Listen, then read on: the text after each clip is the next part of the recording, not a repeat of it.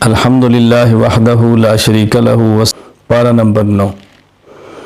اللہ تعالیٰ نے اپنے بندوں کو سمجھایا ہے اور یہ فرمایا کہ ہم جب بھی کسی بستی پر عذاب نازل فرماتے ہیں تو ان کو مختلف احوال دیتے ہیں، خوشیاں بھی دیتے ہیں، تکالیف بھی دیتے ہیں۔ دیکھتے ہیں کہ خوشی میں کیا کرتے ہیں اور تنگی میں کیا کرتے ہیں۔ جو خوشی میں، راحت میں اور بے آرامی میں، تکلیف میں اللہ کے ساتھ یاد کرتے ہیں اور بچ جاتے ہیں، اور جو خوشی میں لے تو اکڑتے ہیں، تکلیف آئے تو گڑ گڑاتے ہیں، تو یہ لوگ پھر پھنس جاتے ہیں۔ تو مومن کی شان یہ ہے کہ خوشی ہو یا تکلیف ہر حال میں اللہ کا بن کر رہے اور اللہ کو یاد رکھے۔ حضرت موسیٰ علیہ السلام کا واقعہ اس میں بیان فرمایا ہے۔ حضرت موسیٰ علیہ السلام کا فرعون کے ساتھ مقابلہ ہوا، فرعون سے گفتگو ہوئی ہے، فرعون نے جادوگر موسیٰ علیہ السلام کے مقابلے میں بلائے ہیں۔ اللہ تعالیٰ نے اپنے کرم سے موسیٰ علیہ السلام کو فتح دی ہے، جادوگروں کو ناکام کیا ہے، اور پھر وہ سارے جادوگر موسیٰ علیہ السلام پر ایمان بھی لائے ہیں، کلمہ پڑھا ہے۔ اس واقعے کا ذکر بھی فرمایا ہے۔ حضرت موسیٰ علیہ السلام فرعون اور فرعون کی قوم کی طرف آئے ہیں، نبی رسول بن کر آئے ہیں، آپ نے دعوت دی ہے، ان لوگوں نے دعوت کو جھٹلایا ہے، تو ان پر کئی قسم کے عذاب آئے ہیں۔ یہاں پر ان میں سے 5 قسم کے عذابوں کا ذکر ہے۔ نمبر 1 طوفان، جیسے جھکڑ ہے، طوفان ان کے اوپر بھیجا ہے۔ نمبر 2 والجراد، ٹڈیاں بھیجی ہیں۔ نمبر 3 والقمل، ان کے اوپر جوئیں، بالوں میں جوئیں، کپڑوں میں جوئیں، بستر میں جوئیں ہی جوئیں۔ والضفادع، مینڈک، کھانے میں مینڈک، پانی میں مینڈک، پینے کی چیزوں میں مینڈک۔ والدم، اور خون، کھانا کھاتے ہیں خون بنتا ہے، پانی پیتے ہیں خون بنتا ہے، خون۔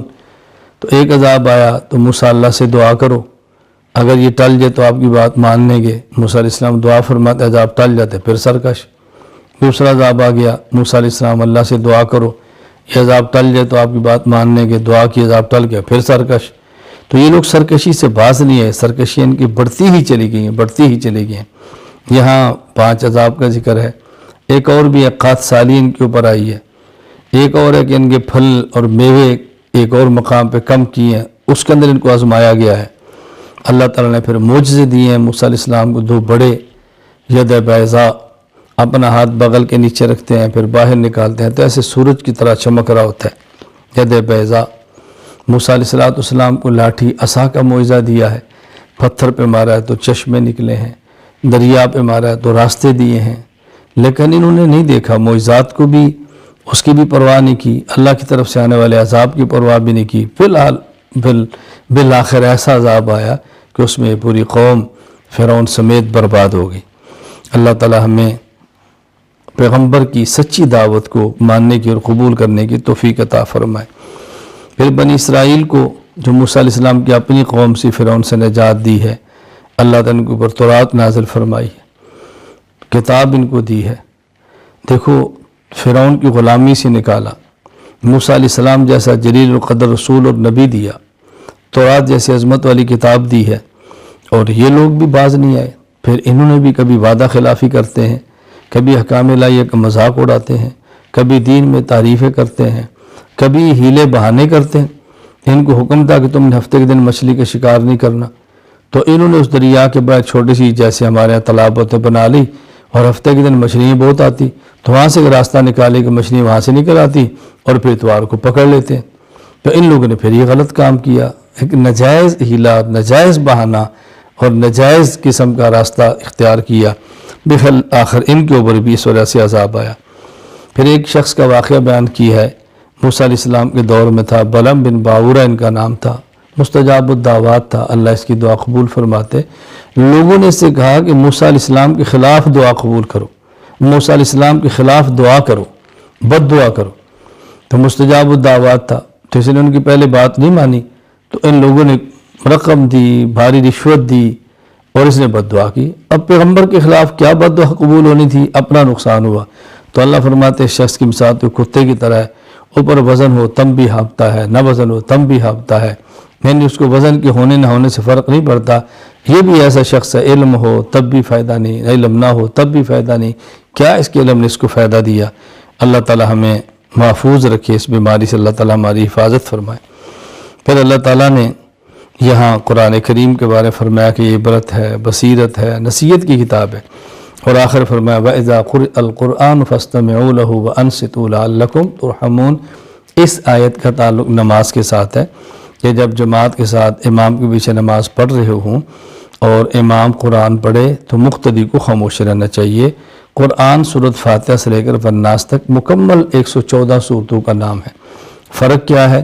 جب امام اونچی آواز سے پڑھے، آواز آ رہی ہو تو اس کا حکم یہ ہے فاستمعوا لہ، سنو، توجہ کرو، اور جب آواز نہ آ رہی ہو، سری نماز ہے ظہر اثر کی، اس کا حکم ہے وانصتوا، خاموش تم نے اب بھی رہنا ہے۔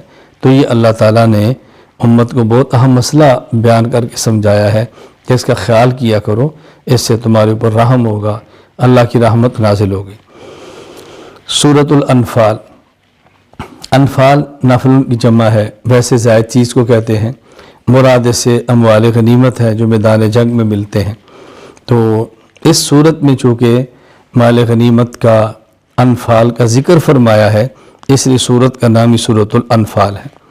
تو یہ فرمایا کہ جب مجاہد اللہ کے راستے میں جہاد کرتا ہے اور کفر سے جنگ ہوتی ہے، اس کے نتیجے میں جو مال ملتا ہے مال غنیمت کہتے ہیں۔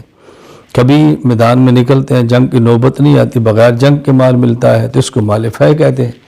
تو یہ مسئلہ بیان فرمایا کہ جب مال غنیمت ہو تو اس کے 5 حصے کرتے ہیں، ایک حصہ مجاہدین کے لیے، 4 حصے مجاہدین کے لیے، اور ایک حصہ خالص اللہ کا رسول، یعنی رسول اللہ صلی اللہ علیہ وسلم کی ثوابدید پر اس کو آپ جہاں چاہیں خرچ فرما دیں۔